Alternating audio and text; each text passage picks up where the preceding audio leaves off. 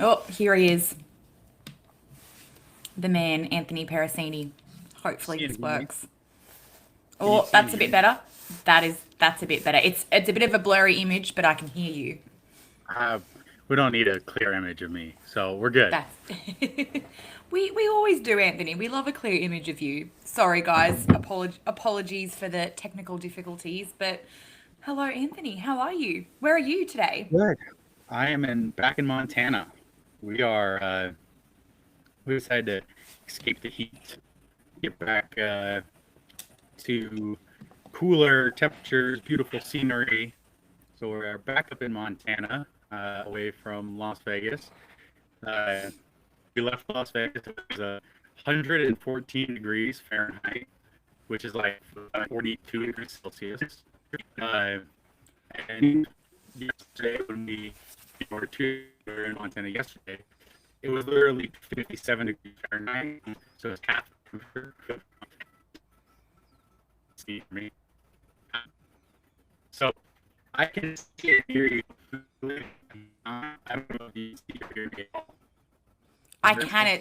It's just a really like muffly voice. I don't know if it's like that on the YouTube as well. I know. If or hearing, please let me know. Especially if me listen, because my internet is poor here, and I will need to relocate where I'm staying. Is that not good? Yeah. Yeah, So I'm getting like little bits and pieces. I'm gonna get closer to the internet box thing. I'll be right.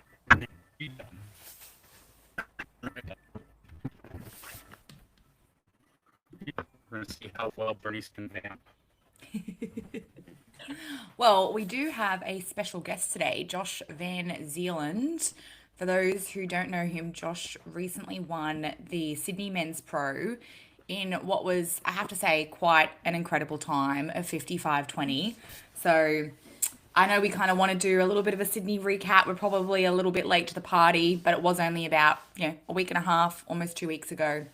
And then Josh will join us as well on the show to talk through, I guess, his plans for potentially making it into the Elite 15 because I can say that with Josh's times, I'm just going to look here. I actually had his coach, Chris Bayans, message me through Josh's top two times. Hi, Josh, how you going? Good morning. How are you? Yeah, good, good. Anthony is having a little bit of technical difficulty, so he should rejoin in a second. But I was actually just giving people a little bit of a highlight in terms of yourself, but you're probably better to do that anyway, because this is the first time we're meeting. So, Josh, I mean, where are you from, first of all? I'm just looking at that flag and I can't actually recall. Is it Luxembourg? That is Luxembourg. That is a Luxembourg flag, yes. Okay. Yeah, but it's kind of a question I don't really like to answer. Or I don't I don't really know how to answer because I'm Yeah. such a mixed bag without giving it a long-winded response. But basically, my mum's English, my dad's Dutch. I was born in Mm-hmm. London, but when I was very young, I moved to Luxembourg. Pretty much grew up there. So I didn't really know who who to represent essentially for Worlds, and Yep. for my rugby past, I represented Luxembourg, so I was like, may as well just carry that on, I suppose. So yeah, that's why I chose Luxembourg. But yeah, now I live in Australia. Been here for the last 4 years, so yeah, Okay. And do you bit of a mixed bag. Yeah, very much a mixed bag. No, I love it. And here we've got Anthony. Hopefully, technical difficulties sorted. Anthony, Josh, Anthony. morning, Anthony. And Josh, Uh, does your family live in Australia as well? Anthony, Josh was just giving us a rundown because I know he's from Luxembourg but lives in Perth. But he's really kind of got about 10 countries in the mix there, so he could really represent any. Yeah. so, No, my parents actually live in France at the moment, so just In adds France. another layer of complexity to the mix as well. Okay. And you mentioned, Josh, you've got a rugby union background. Correct, yeah. I played Yep. rugby from the age of about 5 till I want to say 24, I think. And then, yeah, like most athletes, injured myself and then stopped playing after that. Yeah, pretty bad ACL tear took me out of action. Yeah. Anthony, oh, he's gone now. Oh, I he's was going to gone. ask I was going to ask Anthony if because he's a coach obviously himself, if many of the other kind of athletes within the top tier of Hyrox come from a rugby union background in particular. I actually don't know any off the top of my head. Do you, Josh? Um, from the top tier of rugby, I don't know too many. I saw Mm, on the Rocks Life podcast that Sam Warburton was speaking the other day. that's So true. he was Yep. ex-Wales captain, British and Irish Lions legend. So he's not done a Hyrox yet, but I think he's quite tempted to do one. I think he might do one in London. But from what I can see, especially in the UK, a lot of guys that have come from like a rugby background are quite interested by Hyrox because it does sort of mix that nice bit of running with sort of strength work as well, and it is the type of training that you would do to build fitness for rugby. So I think it does carry over quite well from the sport, really. Oh, it Yeah. definitely does. I actually recently interviewed Mo, the co-founder of Hyrox, and one of my questions to him was, any sport that he thinks hasn't yet tapped into the sport of Hyrox or fitness racing as a whole.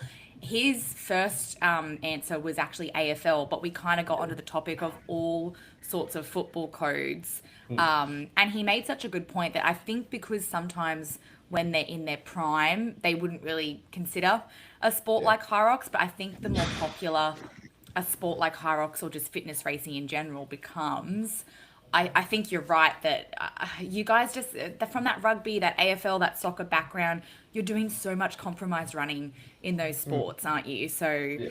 do you really feel like that, have that background has helped you elevate to where you are now? Um, I mean, definitely there have been a few rugby pre-seasons where it's like you sort of have those very tough sessions and you learn to sort of deal with that sort of pain and lactic sort of feeling of running on heavy legs. I definitely think that has helped carry over to Hyrox, and sort of just learning to endure some of that stuff. In some regards, Hyrox is a little bit nicer than rugby training sometimes. Like I don't miss, as much as I do miss rugby sometimes, I don't miss those late night trainings in the wet and the cold and the mud. So being able to do a sport that's primarily indoors is quite nice sometimes.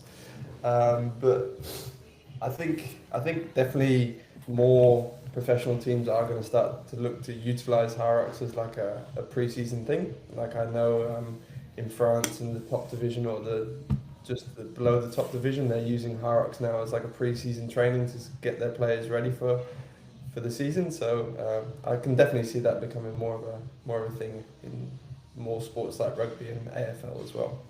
I think so. No, I think you're right. When did you? I can see here, Josh. Your first Hyrox was only in Melbourne last year. Is that right? Yeah, I did the Open in Melbourne last year. That was my first one. I went in a little bit blind, not really knowing what to expect, but it went all guns blazing. It's probably my hardest race that I've done since I've started because I just redlined the whole time. I didn't really know how to pace myself or control anything in the race. So, but yeah, I managed to secure a pretty good time and get the APAC record for the Open somehow. Okay. And then, yeah. And then yeah, just carried on from there really. Yep. Anthony, I think you're back. Is this better? That This is where I've better. been. That is a lot better. I'm not, That's, I'm not outside. I thought being outside would be good, but I guess inside plugged in is how I'm going to have to do this. So you might hear echoes and backgrounds from me. no, that's Hi. completely fine. We're just kind of talking about Josh, when Josh has got a rugby union background, but also, Josh's first Hyrox was only kind of this time last year. I think the Melbourne event wasn't it, Josh? Maybe July. Oh, we are in July, I guess. December. So, Mine was oh, in December. December, of course. So yeah, only 6 months ago. Wow. Okay, so you really are fairly new to the Hyrox circles. Definitely, yeah. Yeah. And did you Nice. kind of just hit the? Oh, sorry, you go, Anthony. Oh, So I saw like I had originally pulled your first open time, but I like made the list up and I think your open time out. I mean, at 55:20, you're in a great position. Are you planning on doing any of the rest of the races this summer? I'm sure you said you were from Perth, so you'll do one better. Yeah, I'm definitely looking to do the Perth race, so I'm quite excited for that one because it is like my new hometown. So yeah, definitely trying to get people excited for it and try and get as many people down to come and watch the race who maybe haven't watched the race before. Um, it's still growing here in Australia, so but yeah, people definitely seem to be very excited about it. But yeah, Perth is the next goal, and yeah, hoping to run a similar sort of time that I did in Sydney, to be honest, and then see how we go from there. Anthony, do you know oh, it's still not a great connection, Anthony, but do you know from your spreadsheet, because I know Hyrox hasn't put out the time qualifications, you know, with Josh's two best times of 57:39 and a 55:20, so his average is a 56:29. I'm going off. Oh, Anthony's gone now, so I'll have to message him this question. But I did kind of want to know. I know Anthony had done the homework for the time qualification. Do you know roughly, Josh? Can you take even a guess as to where you'd be sitting? Do you think you'd be in that top 15? I think after Sydney, based on last year's results, I think I was just sitting just outside of that Okay. top 15. I think I was sitting around 17th, and then I think pretty recently he released another article that had initially put me at like third, and I don't think that was quite right because he took my open time instead of my pro times. So Gotcha. I think, but even with my pro times, I would have been sitting somewhere mid-table in there somewhere. Yep. Yeah. Okay. So you think you might at least make that cut off for one of the majors? If you do, will your plans be to go to Hamburg? So chatting with Chris, actually, we did sort of map out the year a little bit. And for the moment, the goal is to just sort of run a good time in Perth and then keep Melbourne as like the main goal. So we're not really looking to travel too much for the rest of the year. We want to stay in Perth for this race, and then hopefully all goes well there. We'll run a good time, and then that should give me a good chance of making it into that Melbourne major at the end of the year. So that's the goal for now. No real push to get to Hamburg anytime soon, but it would be great. But it's just a lot. It takes a lot of time, and obviously the travel is pretty taxing on the body, so I just don't really want to be committing to that right now. Yeah, no, fair enough. And I think, if anything, the Melbourne major, I mean, it's going to be an interesting major because it could go one of two ways where there might be a lot of roll down spots, I feel, just with people not wanting to travel to Australia, you know, particularly if they're living in America or Europe or UK. But then again, I guess some people might take that opportunity to actually travel and try and get their spot. So no, it'll be an interesting race either way that it goes. But I think with your current time, and then I guess, is the plan really for Perth to see if you can even get a better time than that 57:39? Definitely, yeah. So I would love to be sort of somewhere in between, or maybe even faster. Obviously, the goal is always to PB, to get faster each race. But it's at the moment, it's become pretty like course dependent for me. I feel like my fitness is pretty good, but if it's a slow course or if it's a busy day, then that's obviously going to have an effect as well. But yeah, the goal for me at the moment is to try and keep getting faster and to keep getting good times. So that's my A goal, to be honest. Yeah. What's the Perth course? I personally haven't been to the Perth venue last year when it was on.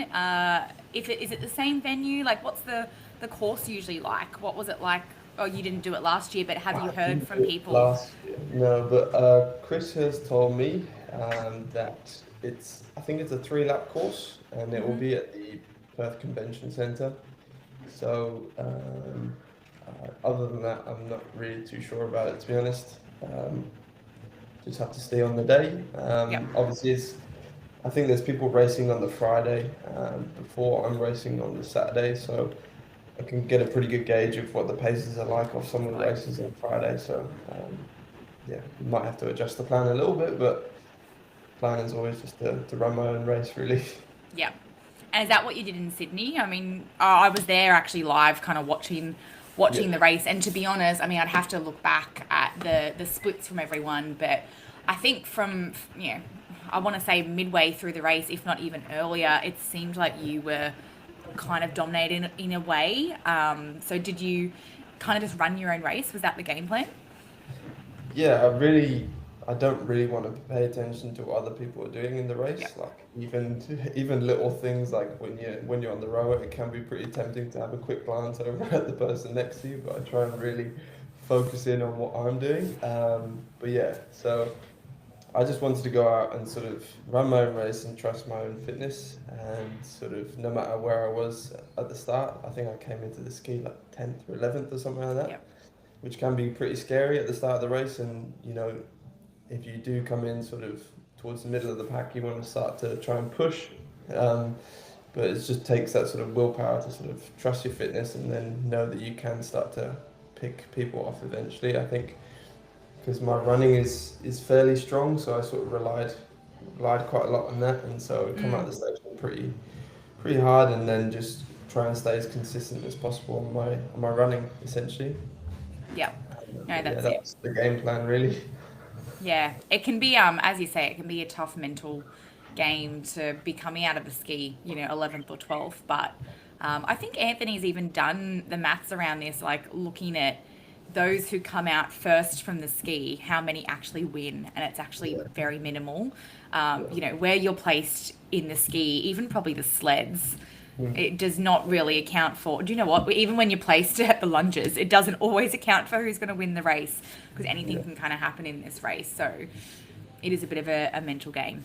exactly. Yeah, 100%. And that's just being a bit sort of aware of where your fitness lies, and you never want to go out too hot. And I've learned Yeah. that the hard way. I think in my first race, I was like, I didn't have the best preparation, didn't train the best, but bit of a baptism of fire. But you learn a lot, and then take that into your training and into your next race, I suppose. So yeah, just learned a lot to sort of on how to manage myself throughout the race and know what paces I should be keeping in each station has been really helpful for me, I think, to sort of manage my load across the whole race and sort of finish strong. Like Yeah. that Sydney race, even though it was my fastest race, I felt like the most comfortable I'd finished a race. So that was quite cool. Yeah, I think it's just finding that balance, isn't it? And so, Anthony, we were saying just When you hit before it with perfect, it feels great. there you go. It definitely does, but it's that balance that I feel that. Oh, look, I'm not an elite athlete myself, obviously, but just watching a lot of those that one little thing in the race, if you kind of don't get it right to your game plan, can just kind of throw everything off balance a bit. You go a little bit too hard or you start a little bit too slow. So yeah. every race, I think you can kind of learn something from. I think that's probably what happened to a lot of people at Worlds, to be honest. I Mm, think they came out of the ski feeling fairly confident and then hit the sleds, and it was definitely a lot heavier than probably what they were expecting. And it sort of probably rocked them a little bit and forced them to change their game plan, or maybe they didn't even want to change their game plan and they sort of lost their heads a little bit. I know speaking to a lot of people after the race, they were thinking, oh, I just lost my head on the ski. I couldn't get back into the race after that. Whereas, I really tried to sort of adjust and compose myself during the sleds. I was aware that this was heavy. Like normally, I feel like I can do half a length, and I was having to do 2 or 3 stops during the sled. And I was just like, I just got to get through this, and then hopefully the rest of the race will take care of itself. But yeah, it's just about adjusting and sort of trying to stay composed as hard as yep. it is when there's lots of fit blokes running around you as well. But yeah, it's just something you learn, I suppose. Oh, definitely. Anthony, we were saying before that with Josh's two best times, his average is a 56:29. I don't know if you have your lovely spreadsheet handy. Do you know roughly where you think Josh would be sitting currently in the time qualification? So I'll try to share my screen and see if we can show it. But uh, he's sitting right now in 17th. Okay. So he's right outside. I previously had it up that I'm like 8 something. That's because I had your open time listed from Melbourne. So I took that out and then put in your Chicago time and your Sydney time. Yeah. Can you guys see it? Not yet. Still loading. It's still loading It's from showing, my end. It might not be. showing to me. Yeah, it might be the connection. See if I can. Yeah, I don't know if I'm gonna be able to with this, but I'll try it one more time. But really, I have you seeing 17th, which if you are 17th right now, and you plan on racing, what do you guys have 2 more races this summer? You really just have to get 57:20 or better, and you're all the way up within top 14. So not roll down, not bubble, like you'll be secure. Anything in the 56s will have you really secure. Okay. Well, So just to be sure, I want to run a 50, 55, 54 or something in this next race, just to be absolutely certain. I think. I mean, Yeah. 50. Actually, I mean, you jump up to 8th if you run, what is that? Anything below 56. Okay. That's the goal then. Yep. So I think So we got his. I mean, Oh yeah, I see. You might have already asked. You might have already asked him this. Would you plan on going to Hamburg if you're in? We did. Or would you wait till Melbourne?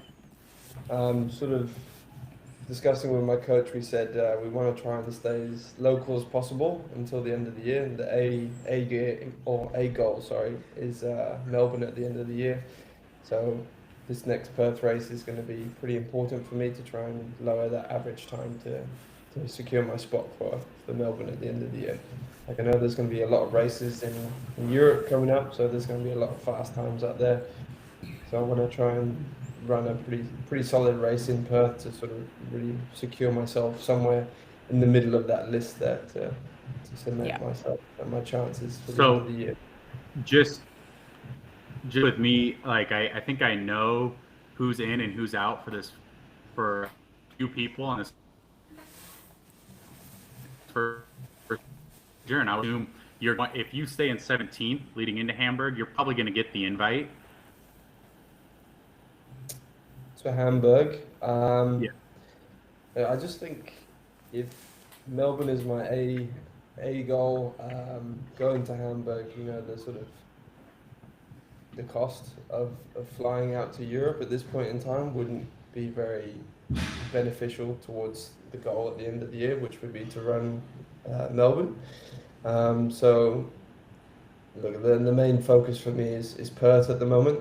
Try and do as well as possible there, and then use that to cement my spot in Melbourne for the end of the year, really. So I'd have to say, as hard as it is, I would have to decline, I think. Yeah, they don't come around a lot, so that's a tough decision. I can respect that you would do that. We're just so far here in Australia. It's like if I were to travel and then do a big race, I'd be sacrificing a fair bit of training and potential recovery off the back of that would be pretty difficult. Like I felt coming back from Worlds, I went straight back into training for Sydney, but I'd only decided that very quickly after Worlds, and I only feel like so off the back of Worlds I went straight into this prep for Sydney, and then now finally feeling like I've had that sort of adrenaline dump and like dopamine dump where it's like you get that sickness after a race and it's like your body finally chills out a little bit. So that comes with racing, and you have to factor that into your recovery as well. So it's just, I'd rather have a good race in Perth and then a big build up to Melbourne towards the end of the year, I think.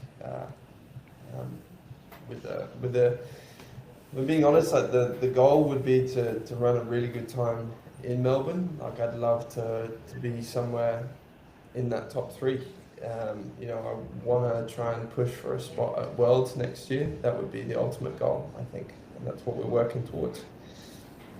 So I know it's pretty ambitious, especially within my first season of the sport, but that's just what Chris and I have mapped out, and yeah, that's the plan essentially.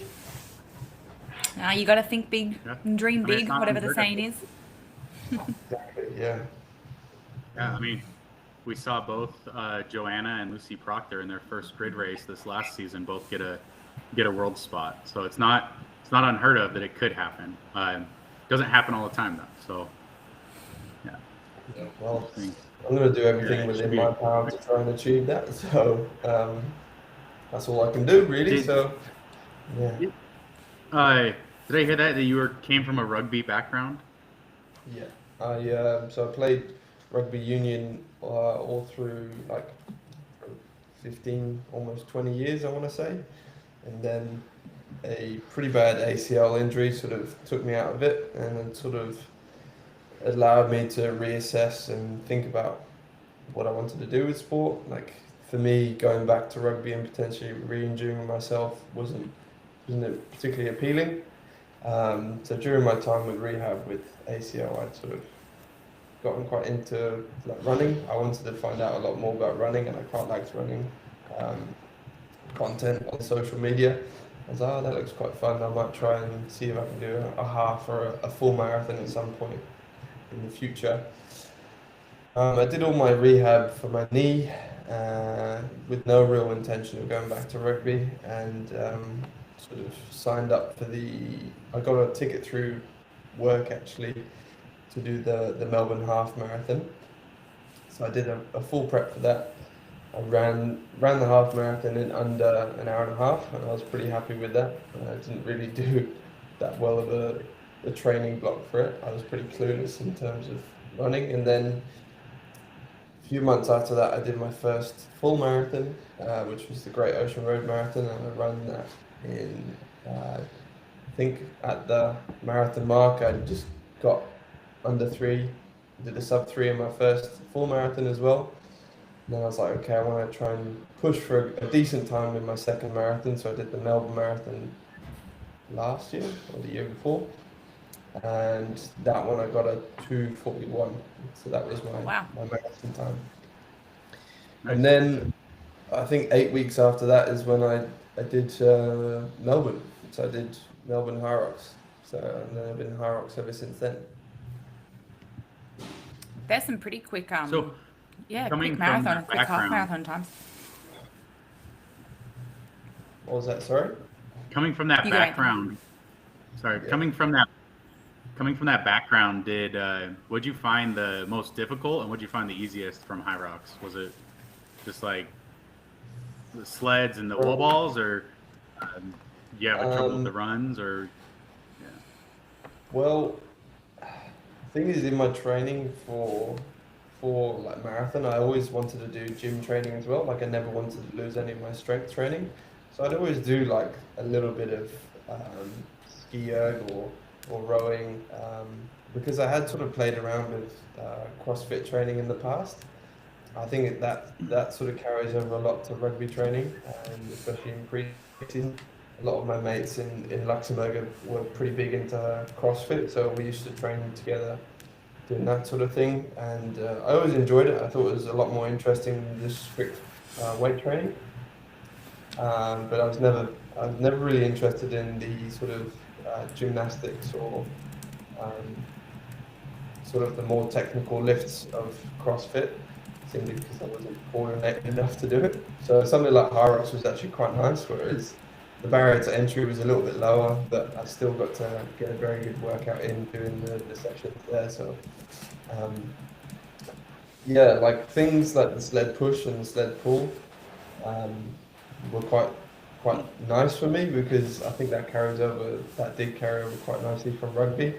I was speaking to one of my mates after the race, and he was like, "Oh, you're good at sled push because you played rugby, and you do sort of tend to be in that position quite a lot in rugby, like tackling, and if you were in the scrum, I wasn't in the scrum, but you do tend to be in that position quite a lot, so it's just repetition over time.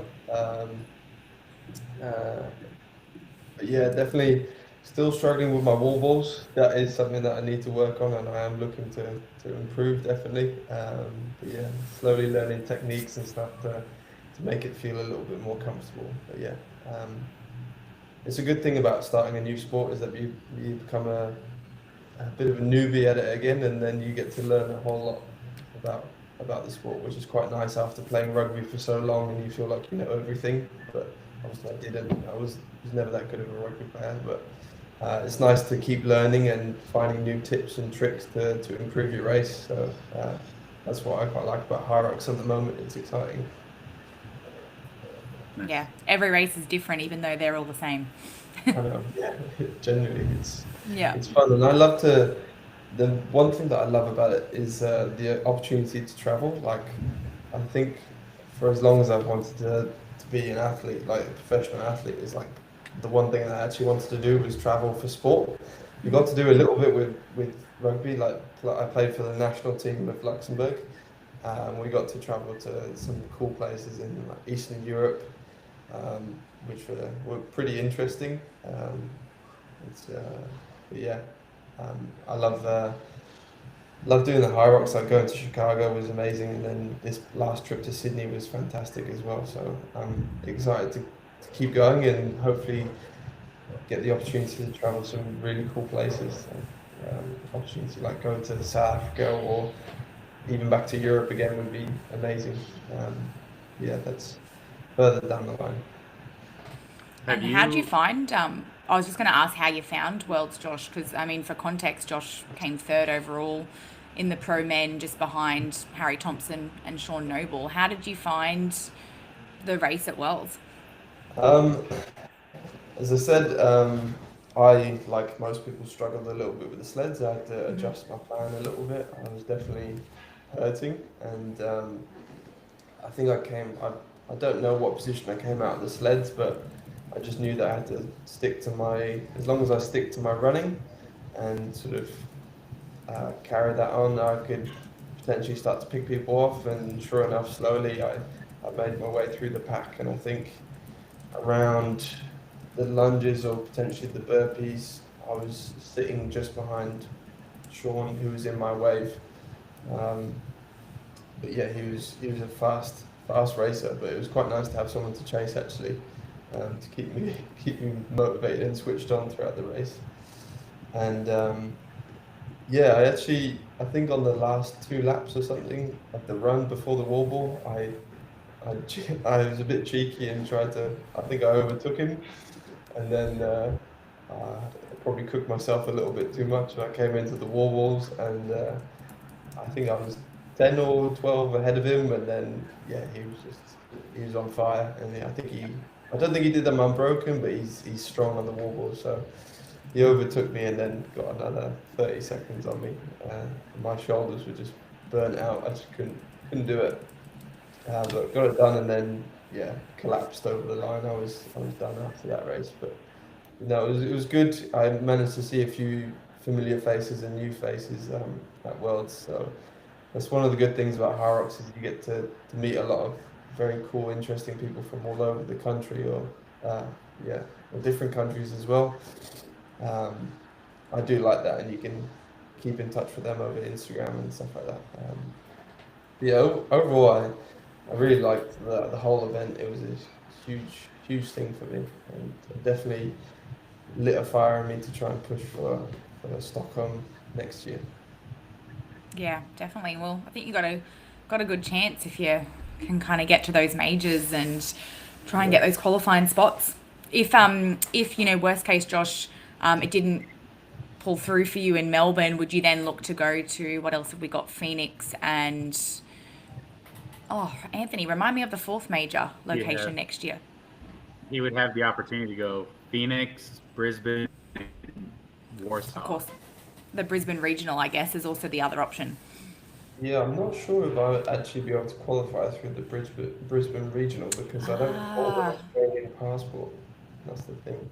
of course. So you might have to go for So the you can London one. Well, there would be the dual citizenship. If you're a permanent resident, I think you're allowed to like you can only go to one regional, but I think you'd be allowed to pick which one. Like, yeah, I either go to Europe because that's where I was from and born, or I'm a permanent resident of Australia, so I can go to the Australia one. I think you're allowed to choose that, but you can't like go to both. You'd only have to pick one.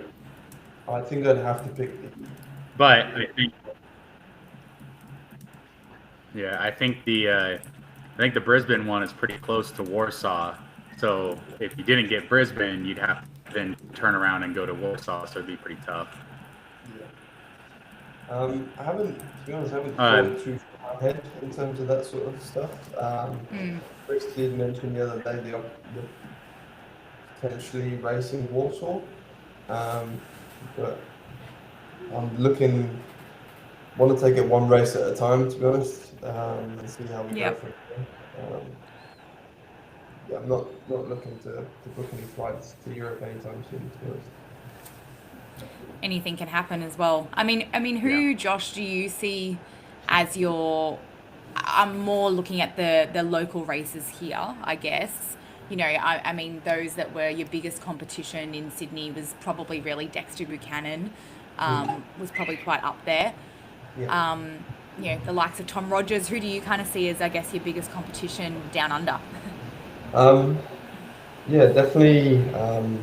I know that Dexter isn't actually doing Perth. He's doing Hong Kong pretty soon. And then, yeah, it would be really interesting to see how I fare up against someone like Tom Rogers. He's definitely made a name for himself in the sport, and I think he had a huge performance at Worlds, and in that last chance qualifier, he's shown that his fitness just is really consistent throughout the race. Pretty similar. I think we have a pretty similar racing style, actually. So I'd love to, obviously you want to beat the best to be the best. So I want to try and compete with those top guys and see how I fare. So yeah, I'd love to have a go and race with or against Tom Rogers in the future. I think I could see him potentially doing Perth. I know he sort of had to pull out pretty early from Sydney, but yeah, I can see him potentially being persuaded by going to Perth in the next month. Yep. Yeah, it'll be a good race to see. Yeah. How did you find like the Sydney course? Since you raced there, do you think it was agreeable, like good turns and stuff, or do you think Perth, the setup will be similar? I mean, we were saying before, I haven't really, I don't know too much about the Perth course. The only thing that I know is that it's 3 laps. But for me, the Sydney course suited me quite well because it was quite a big course. The laps, 2 laps, longer laps, or they're actually shorter. They're only around 900 meters, but there was quite a big rock zone. Going into the race, we did see that the rock zone was quite big, and I wanted to make a mental note to actually not switch off when I hit into the rock zone, and wanted to keep pushing and hit a consistent pace throughout it. So the course itself was quite nice. The lanes were quite wide, so it didn't get congested, and you could easily weave around people.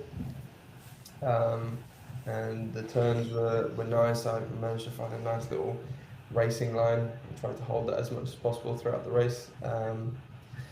But yeah, I can't say I know too much about the Perth race. I was saying before, just got to see what the times are like the day before my race and see if people are putting up quick times in the running at least, and then potentially adjust my plan. But always, I just want to try and race my own race. I think is the best game plan to have, racing your own race. You can't really compare it to anyone else's. No, it's pretty. It can be hard to do, especially because you get to that start line or you get in the warm up pen and you see some pretty imposing blokes.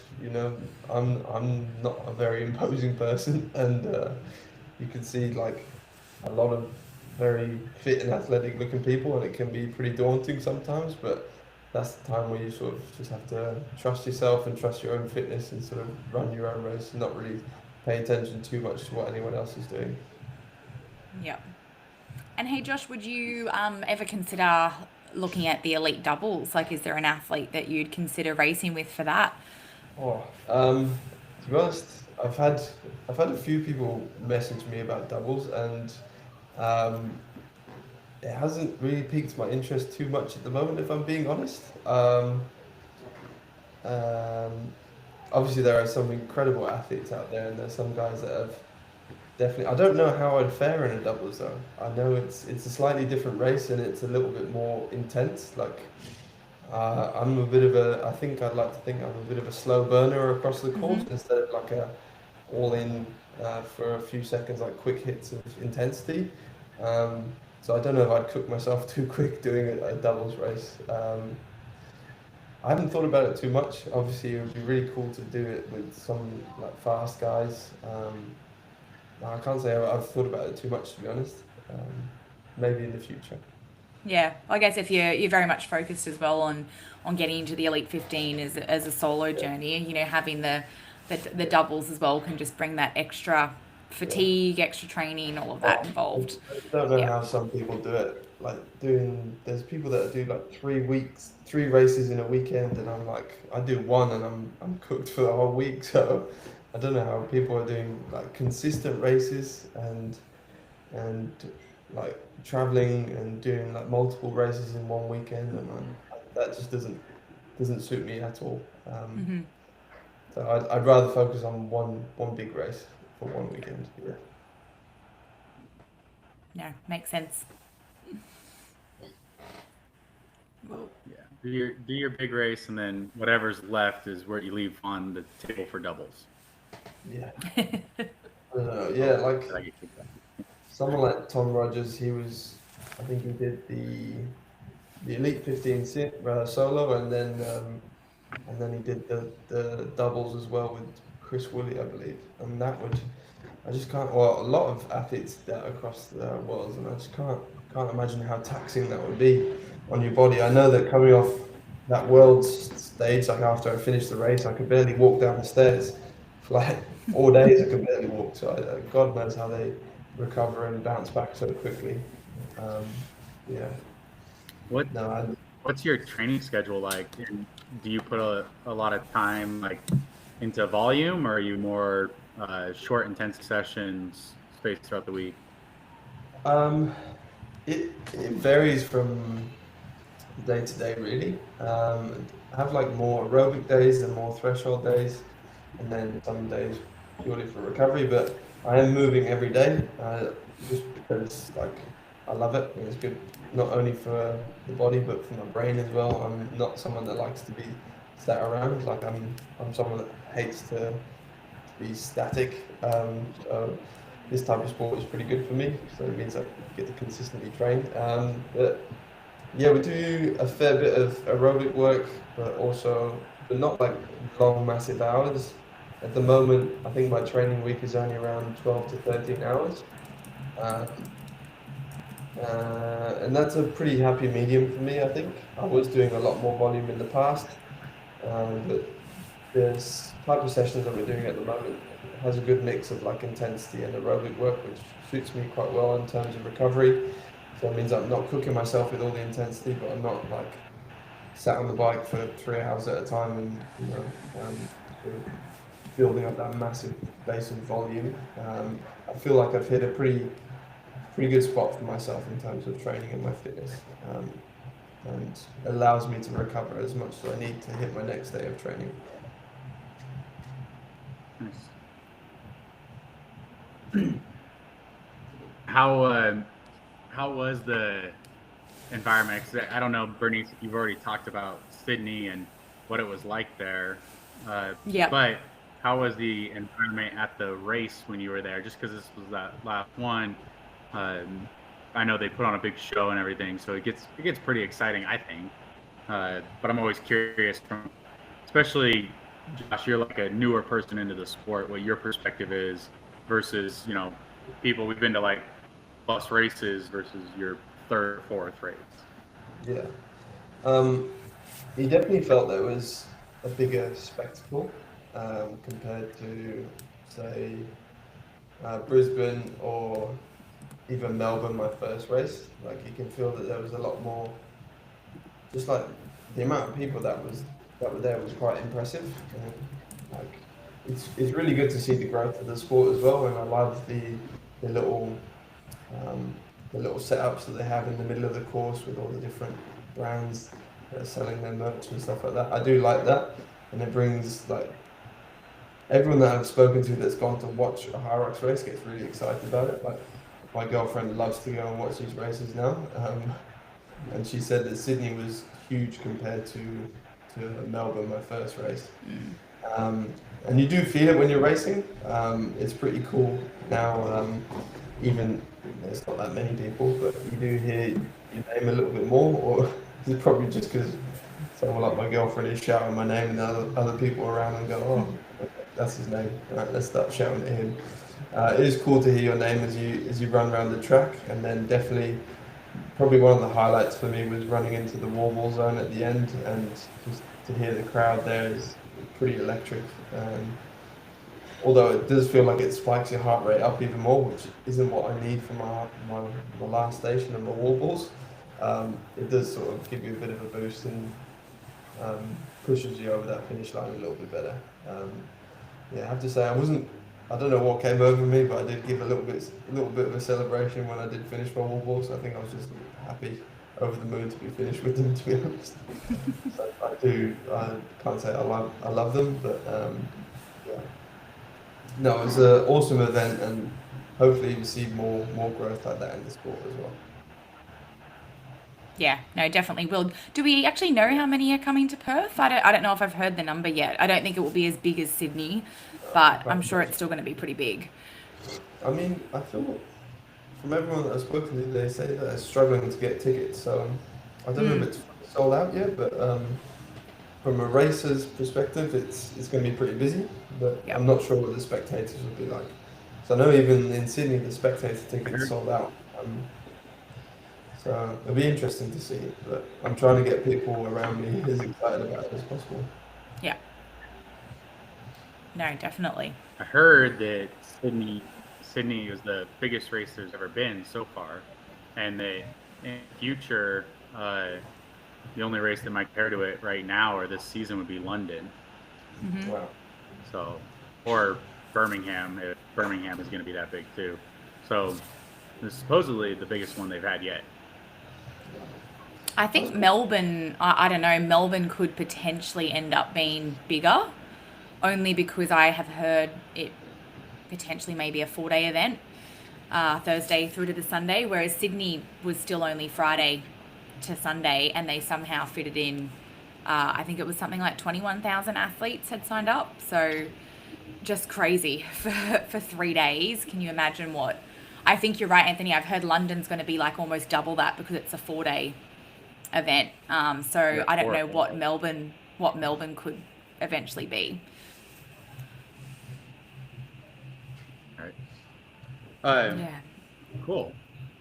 Well, Josh, I don't know if you said this before, but where can people find you at if they want to reach out? Mainly on Instagram, I think, is my main point of contact, which is J Van Zeeland Fit. Zealand is ZEELAND, not EA like the country. Not like the country. Yeah, have to point that out to people. No, good point to and, make. Trying to get YouTube going a little bit as well, but no, I think Instagram's the best place to find me if you did want to find me. Yeah. No, well, thanks so much for jumping on. It's great to hear about your background, and I don't know, I think you could be one of the rookies into the Elite 15 this year. So good luck for the rest of the season.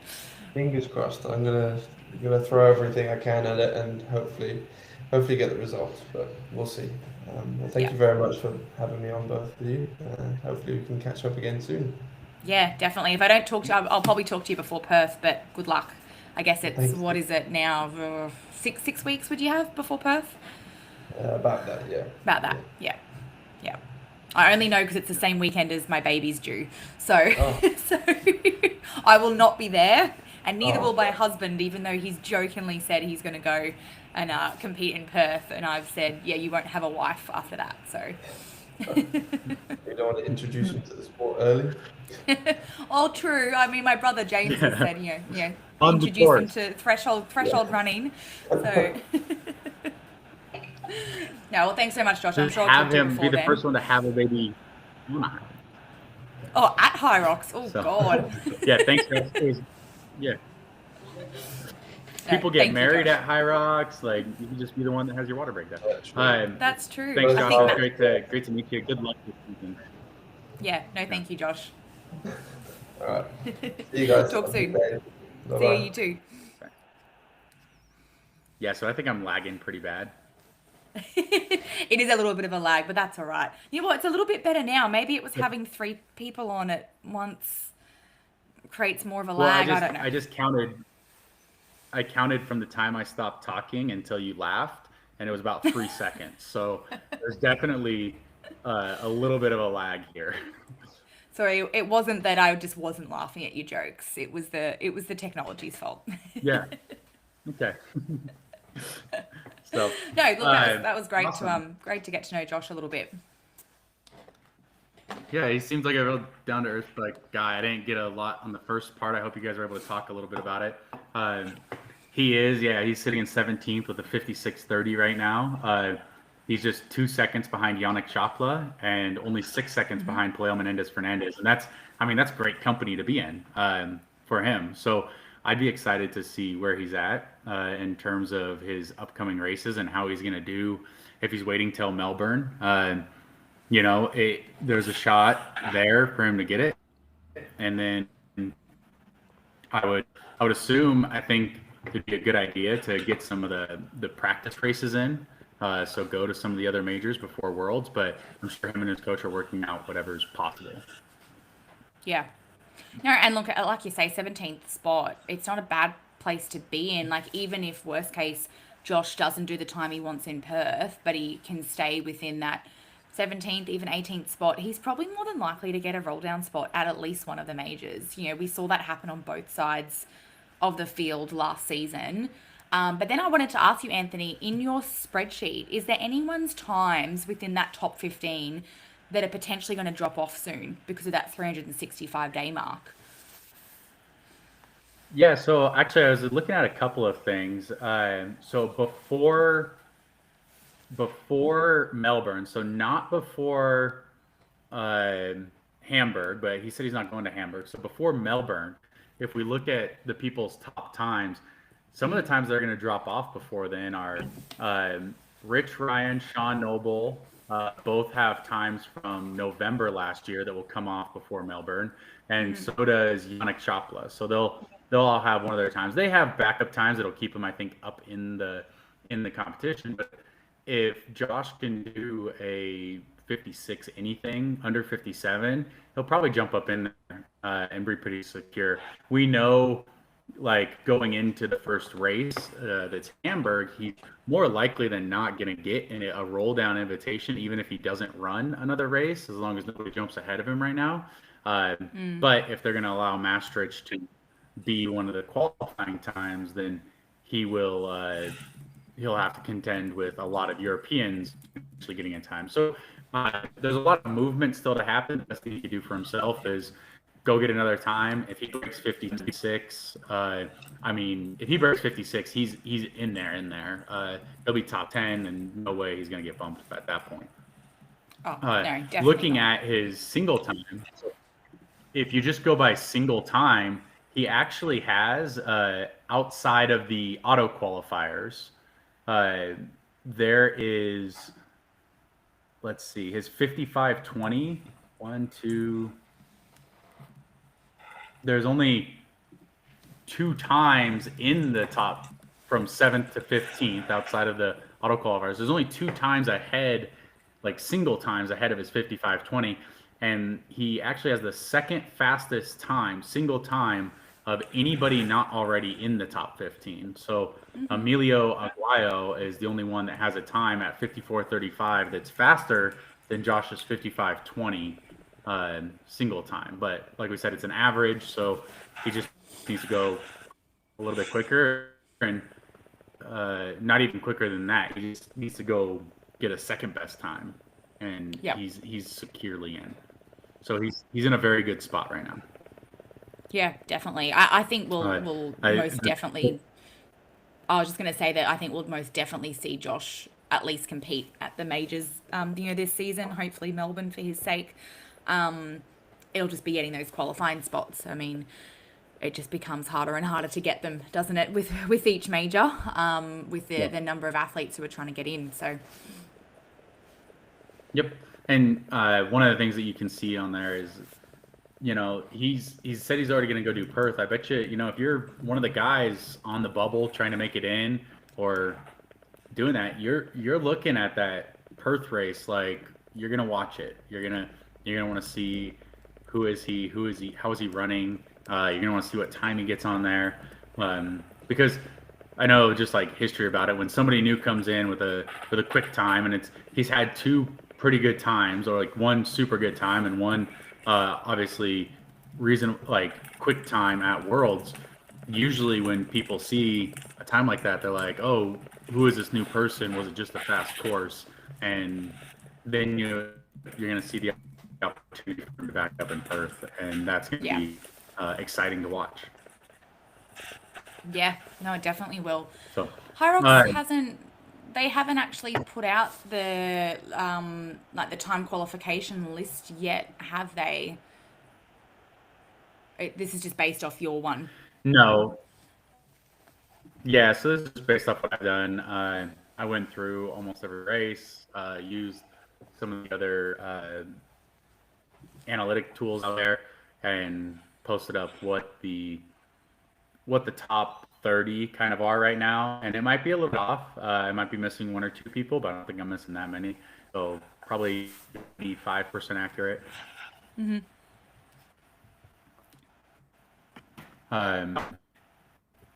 So I wouldn't take it 100% at the word for it, guys, but it is going to be close. Oh, did I just get booted? I may have got booted out, and we just don't know yet.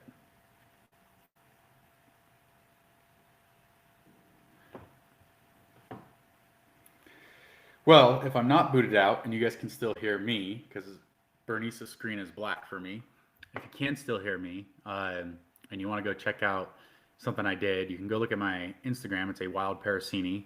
I posted up what would happen if they didn't allow grid races, and should they allow grid races over pro races. I think it shows that obviously the grid races obviously should be allowed, because on average of the people that ran both type of races last season, they were much quicker, not much, but most people were quicker in their pro race instead of their grid race. Did you hear that? Do YouTube heard what I said, or do they follow you? Because I still see a black screen for you. No, YouTube followed you. I don't know what happened. It just suddenly went, we've kicked you out. So I'm back. But no, I'm glad you brought that up, Anthony, because I listened to yours and James's podcast on the Hybrid Coaching podcast. And I just found that really interesting, the analysis that you did. Is that what you were kind of talking to in terms of the pro versus grid? Because there's so many comments out there in terms of what people think are the faster races. But yeah, I guess that's what you were kind of talking to in terms of that analysis that you did. Yeah.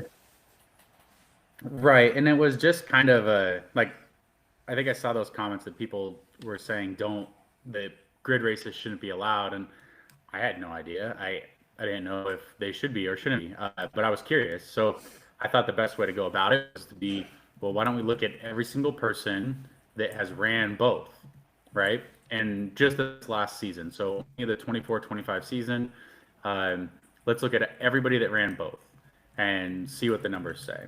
Well, I did that for both the men and women. Out of the 28 women that ran at least one grid race, 24 of them ran at least one pro race as well. And if you pare it down even further, for the women that ran at least two grid races, there were 12 that ran at least two grid and at least two pro races. And there's a spattering, right, of the pro races. So, and what it came out is that, look, the average time for them, 6 of them were faster on their average on the grid, and 6 of them were faster for their average on the pro course. And you know what? The difference over however many hours that was, 50 plus hours of racing, was 23 seconds. So it was 0.016%, like which came out, or 0.0274%, which came out to less than 1 second difference. So really, like, there's no difference.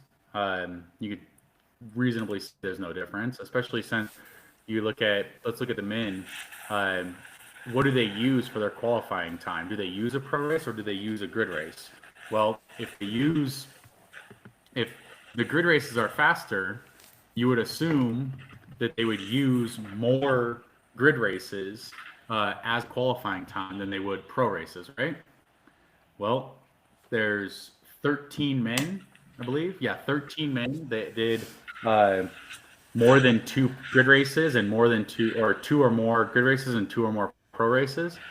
And you know what? Of those 13 men, there's one of them, your brother JK, that uses 2 grid races as his qualifying times.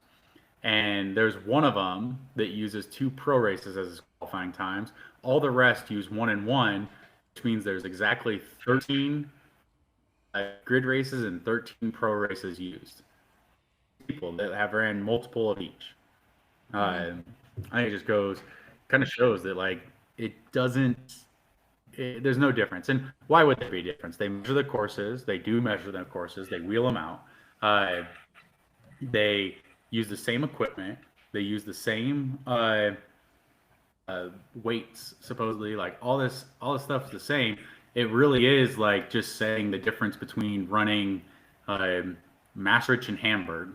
Like, yeah, the course is laid out differently because it's a different layout because it's a different venue or it's a different place. But that's like, yeah, it's exactly the same. It shouldn't be discredited just for being a different layout.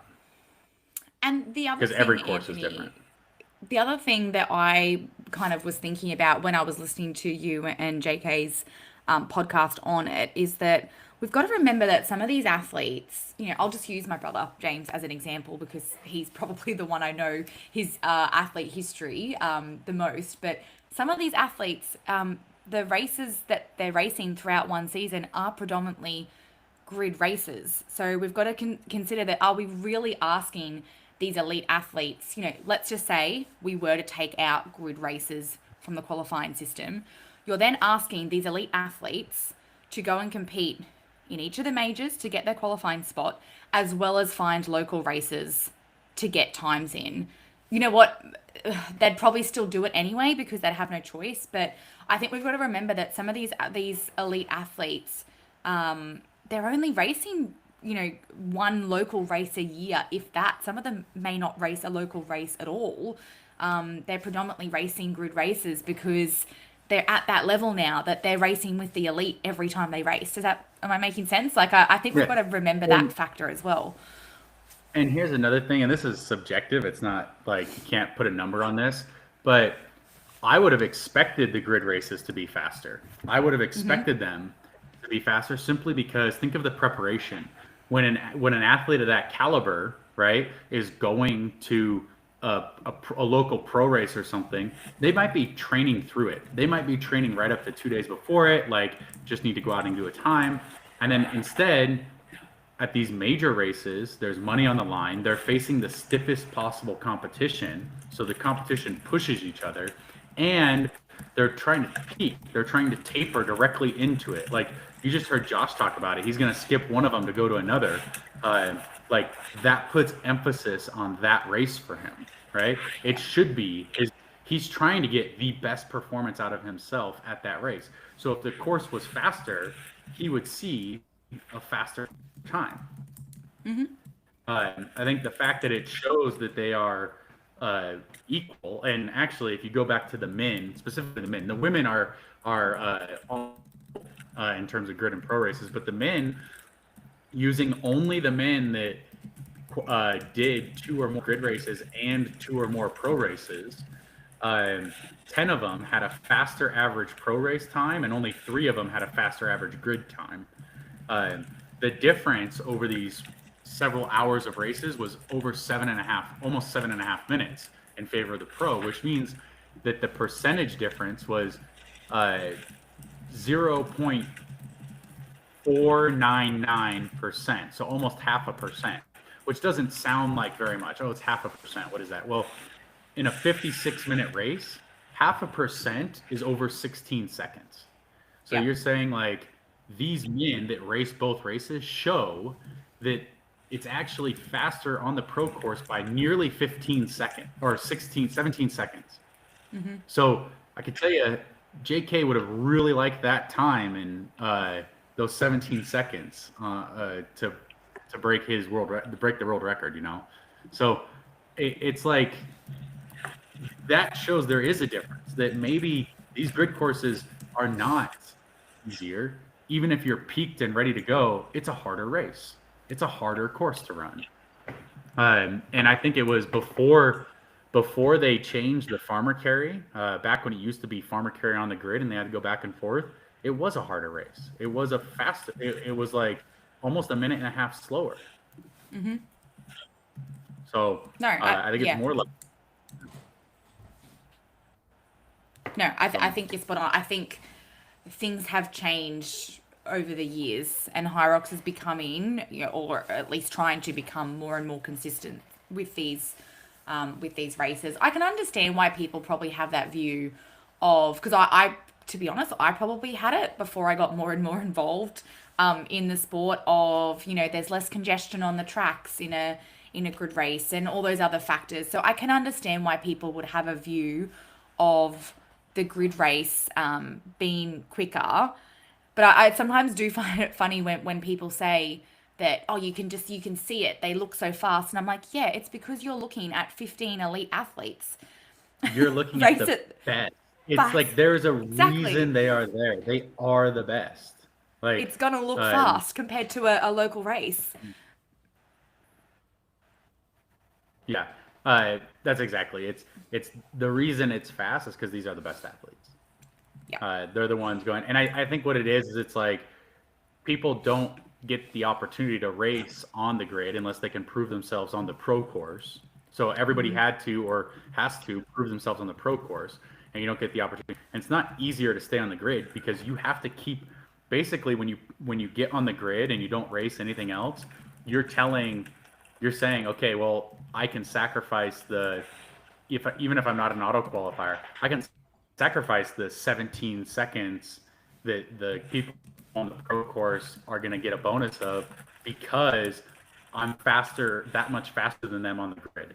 I don't need that, so I have to do it. So it's not easier to stay in. You have to work just as hard or harder or be higher level in order to stay in order to keep going.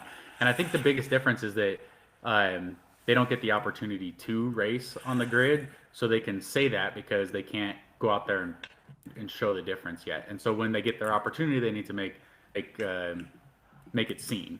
And I think it puts a little chip sometimes on people's shoulders for it. But otherwise, it's awesome that like all these guys have shown that they not only have the opportunity and the ability to race their pro courses, but also their grid courses and have consistency. And it's when there is more congestion, maybe it's like, well, if I just get out in front of the congestion, I'm better. And so that's what maybe their plan is. But it's pretty interesting.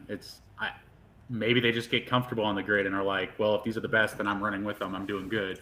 And they don't think about trying to go out by themselves, Exactly. Anyway, we got I think we've got a fair few events this weekend, don't we? We've got Abu Dhabi, Cape Town, and what was the other one? Delhi. So Doha.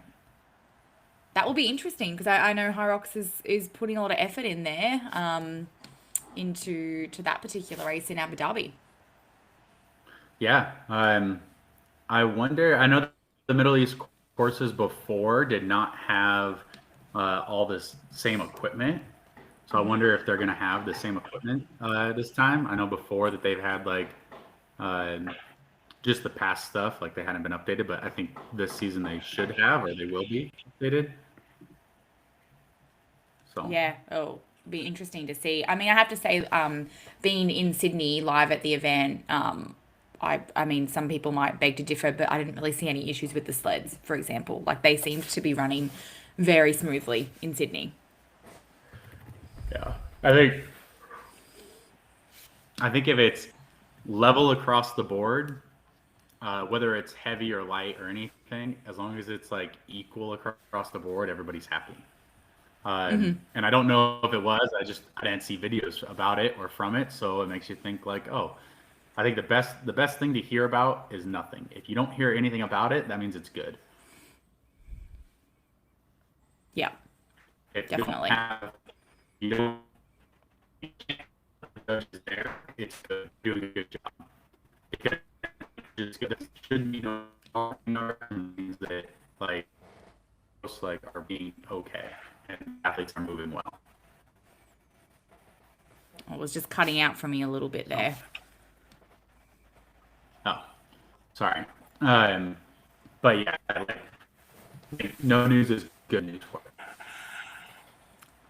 That's very spot on. Well, maybe next week we can kind of dive into the New Delhi, Abu Dhabi, and Cape Town results, and yeah, hopefully by then, I'm sure Hyrox is going to put up the time qualification. Oh, he's gone. Yeah, I was just going to say to everyone that I hopefully by then Hyrox is he's coming back. Hyrox has got the time qualification up, but for now, I think Anthony's done the homework for us anyway, so it's good to kind of go off that. And you know, it's the first major is going to come around so quickly. I mean, it's probably 2.5 months away, I would say. So no real time for an off season. See if Anthony comes back, but I think it might be lagging quite a bit. Anthony, if you can hear me, it's just got a dark square for you. So I might wrap things up. But thanks, guys. Thanks for listening. I hope you enjoyed the chat with Josh Van Zeeland. As he mentioned, you can go and find him on Instagram. And we'll be back same time next week.